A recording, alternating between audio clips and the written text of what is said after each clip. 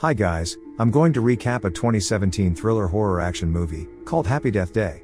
This movie tells the story of a young college girl who is forced to live the same day over and over again.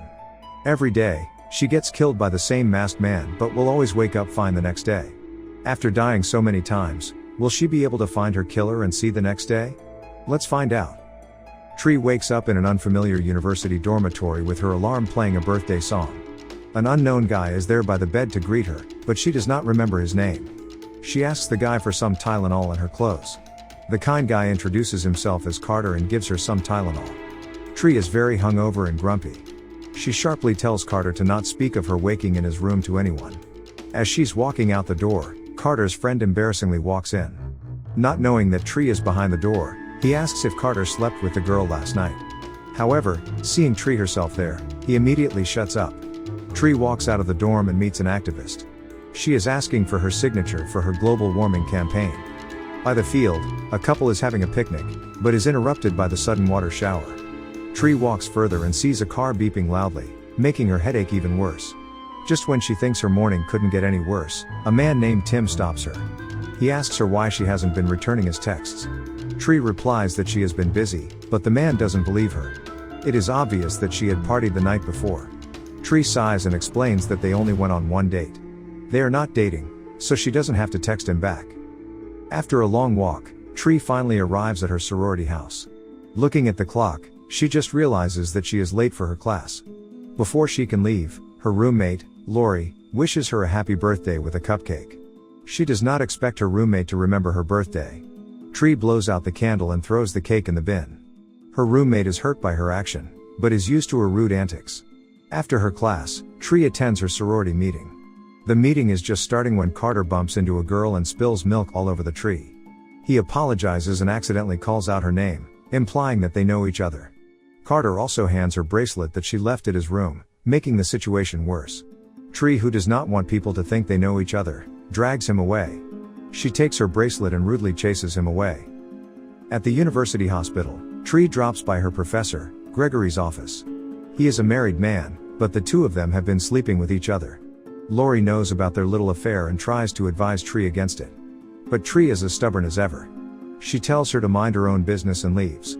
That night, when Tree is walking by herself to another party, a man wearing a mask is following her.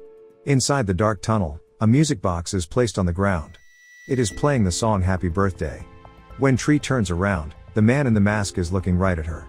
Tree threatens to call the cops on him for being creepy. But the guy suddenly runs at her. Tree is startled and begins running away too, but she stumbles and falls. The masked man lifts his knife and stabs her. The next day, Tree wakes up in the same room she woke up the day before. Everything is okay and there are no stab wounds on her. She is confused, because she should have some blood on her after that stabbing. Carter greets her with the same lines as he did the other day, and her alarm still rings the same. She looks at her phone, and the date has not changed at all. When she asks Carter for the Tylenol like the day before, she can recall the place he took it from. Carter jokingly tells her that it is as if she has been here before. Just as he says it, the same friend from yesterday interrupts them with the same embarrassing remark. Tree is creeped out by all this and walks away. On her way out, everything happens exactly as it did. She meets the activist who asks for her signature and the couple under the water shower. Even the car that beeps loudly, as well as Tim. She asks him what day it is to confirm that the date on her phone is correct. He confirms that it is still the day of her birthday. The day hasn't changed at all. Arriving back at her sorority house, she is greeted by Lori. But when given the cake, Tree does not blow or trash the cupcake. She only leaves it on the table. Later that night, when Tree is walking to the party, she sees the same masked man. But after knowing what happens if she goes into the tunnel, Tree turns around. She goes the other way to make it into the party. She knocks on the door, but someone with the same mask is there. With reflex, she punches him in the face. The guy takes off his mask and is revealed to be an ordinary guy called Nick. It is not the killer that stabbed her before. Behind him, a lot of partygoers cheer and start the party. In the middle of the party, Tree goes upstairs. There, she meets Nick again. He is dancing along to the loud music. As Tree is replying to her text, the real masked man killer comes into the room. Suppressed by the loud music, Nick is mercilessly stabbed. Tree has no idea what is going on as her back is turned to them. By the time Tree realizes what is happening, it is too late. The killer goes after Tree next and they wrestle with each other. The killer pins her to the bed and stabs her with a sharp broken bottle. Tree once again wakes up in Carter's room. It is the same day, with the same dialogue repeated by everyone. She is now freaked out and quickly runs out to meet Laurie. She tells her everything about the masked killer and the day looping itself. Laurie doesn't believe her. She advises Tree to stay inside so she may feel better. Wanting to do things differently, Tree chooses to stay inside. She will not go out of her room to the party. On top of locking the door, she bars all the windows so the killer can't get in. Hours later, a knocking is heard from her cupboard. She goes over to check with a hammer, but nothing is there. As she is checking the sound from her bathroom, the killer shows himself. Although everything has been barred, somehow he still finds his way in. Once again, Tree is stabbed with a knife in her stomach. When Tree wakes up in Carter's room, her stomach is hurting. There is no visible wound or blood, but she can feel the pain. This is already the fourth time happening and she is panicking. She needs to find a way out of this time loop. In her desperation, she tells everything to Carter. Although it sounds ridiculous, he tries to understand and help her situation. Until they can come up with a better plan, she just has to keep dying. From every scenario, she will cross out every possible suspect. In the concluding days, Tree keeps dying over and over again. She manages to cross out a lot of people from her list of suspects. But the effect of her being killed over and over is taking a toll on her body. One day, when she wakes up in Carter's room, she passes out right after. Her whole body is hurting. Concerned for her safety, Carter takes her into the university hospital. After a thorough check, Gregory concludes that her X-ray is not making any sense. Her scan shows multiple major trauma like scarred tissues from stabbing. From a medical perspective, she should be dead.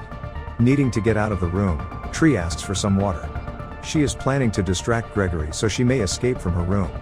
When he is away, she quickly runs away and steals his car key.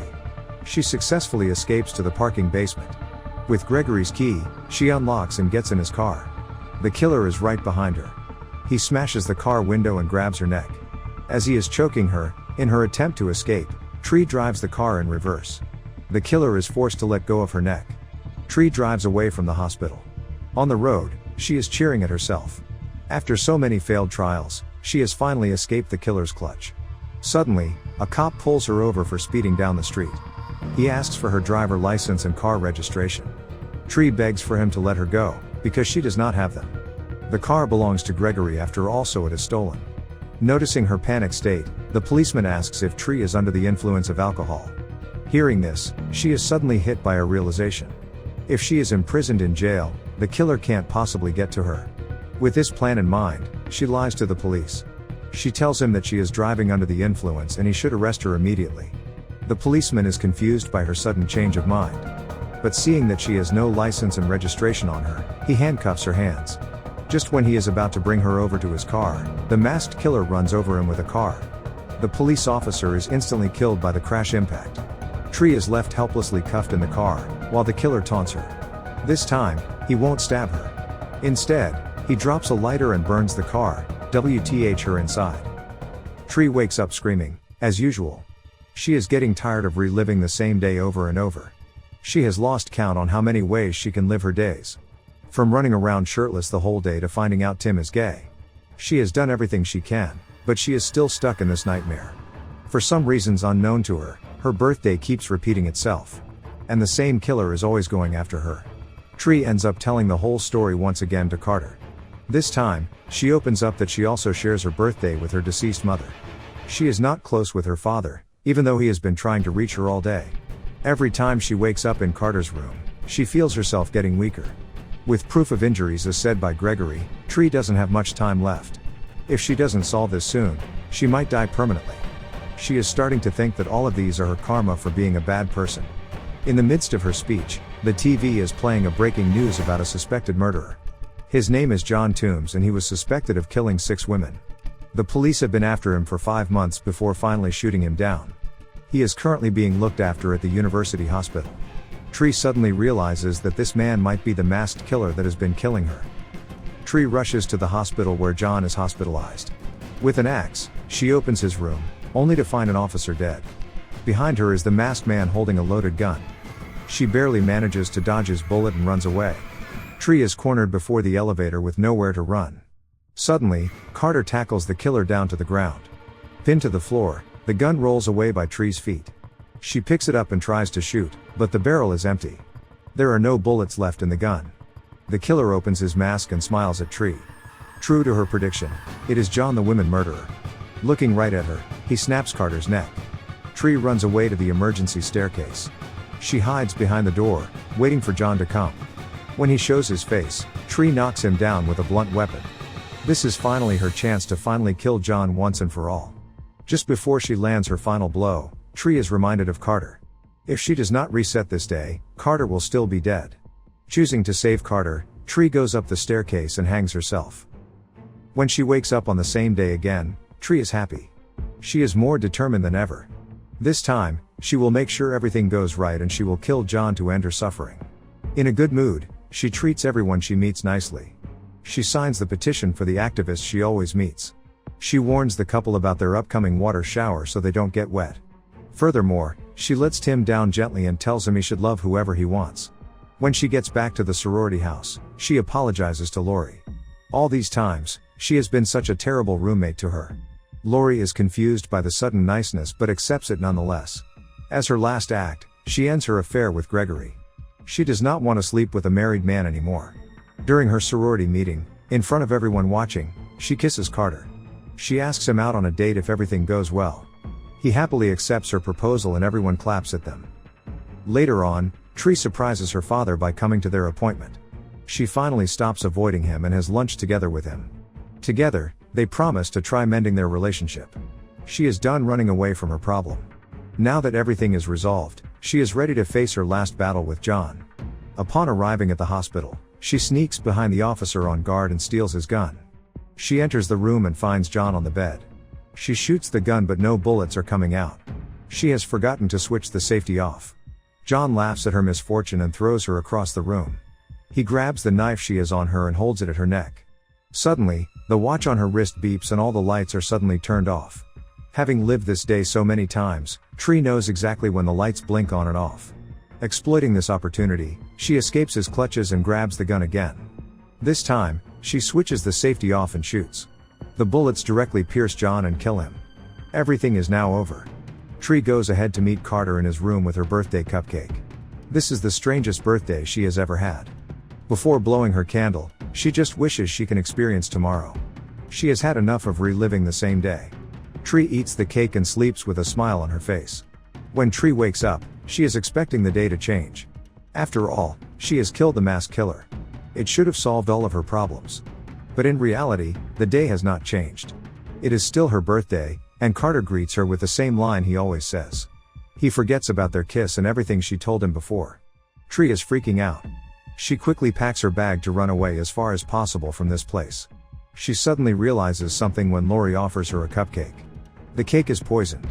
All these times, she has never eaten the cupcake, but she did last night. That was why the day reset, because she got poisoned by Lori. Tree confronts her by saying the killer has never been John. It is Lori, and she is only using John as a scapegoat. She is always working in the hospital, so she easily has access to him. Lori smashes her head against the wall and admits her crime. Everything Tree has said is true. She confesses that she killed her because she is jealous of her.